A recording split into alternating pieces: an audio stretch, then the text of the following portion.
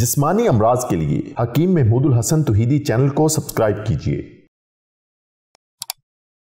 بسم اللہ الرحمن الرحیم۔ محترم بھائیو اور بہنوں، السلام علیکم ورحمۃ اللہ وبرکاتہ۔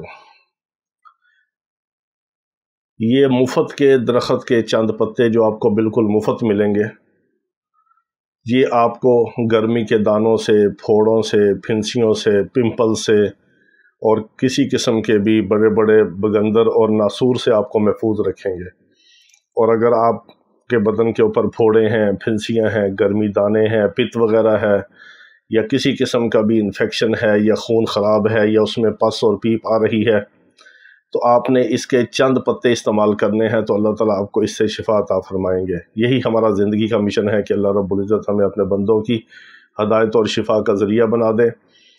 ہم آپ کے لیے کوئی نہ کوئی آسان علاج، آسان ٹوٹکا، گھریلو ٹوٹکا اور کوئی نہ کوئی غذائی نسخہ ٹوٹکا آپ کو بتاتے ہیں کہ جس سے آپ گھر بیٹھے فائدہ اٹھائیں۔ ہم یہ نہیں کہتے کہ آپ ہمارے پاس علاج کے لیے آئیں یا ضرور ہم سے دوائی منگوائیں، وہ آپ کی مرضی ہے۔ جو علاج کے لیے آتے ہیں، دوائی منگواتے ہیں، اللہ تعالیٰ ان کو شفا دیتا ہے۔ اگر آپ نہیں آ سکتے، نہیں دعا منگوا سکتے، تو گھر بیٹھے آپ چھوٹی موٹی سستی چیزوں سے اپنا علاج کر لیں جو مفت میں آپ علاج کر سکتے ہیں۔ تو یہ چند پتے آپ نے سنا ہوگا اور آپ کے بڑے بوڑھے بھی سارے جانتے ہیں۔ ہم بھی جب چھوٹے تھے تو ہمارے والدین ہمیں زبردستی مار کے جو ہے وہ نیم کے پتوں کا شربت اور نیم کے پتوں کا پانی پلاتے تھے، تو ہم بڑا روتے تھے، چیختے تھے کہ یہ کیوں ہمیں اتنا کڑوا، وہ زہر کی طرح وہ سبز رنگ کا شربت پلایا جاتا ہے۔ تو بڑے ہوئے تو پتہ چلا کہ ہمارے فائدے کے لیے۔ گرمی کے موسم کے آنے سے پہلے، برسات سے پہلے والدین جو ہے وہ نیم کے پتے منگواتے تھے، اس کو اکھلی وغیرہ میں گوٹ کے اس میں پانی ڈال کے اس کو چھان کے پن کے اس کا ہمیں کہتے تھے کہ ناک بند کر کے یا ایک ہی سانس میں جلدی سے آدھا گلاس، ایک گلاس پی لو۔ تو ہم اس طرح پی لیتے تھے، بعد میں پھر چینی وغیرہ کھا لیتے تھے۔ تو اگر آپ نیم کے پتوں کو کسی بھی جگہ سے آپ کو مفت مل جائیں گے، اگر تازے ملے تو اس کو گوٹ کے اس میں پانی ڈال کے پی لیں۔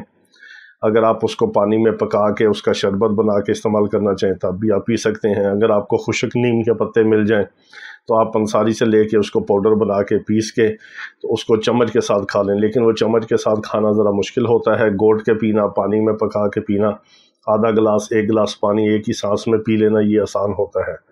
اور اس سے آپ بھی محفوظ رہیں گے، آپ کے بچے بھی محفوظ رہیں گے، آپ کا خون بھی صاف رہے گا، ہر قسم کے سوداوی امراض سے، صفراوی امراض سے آپ کی حفاظت رہے گی۔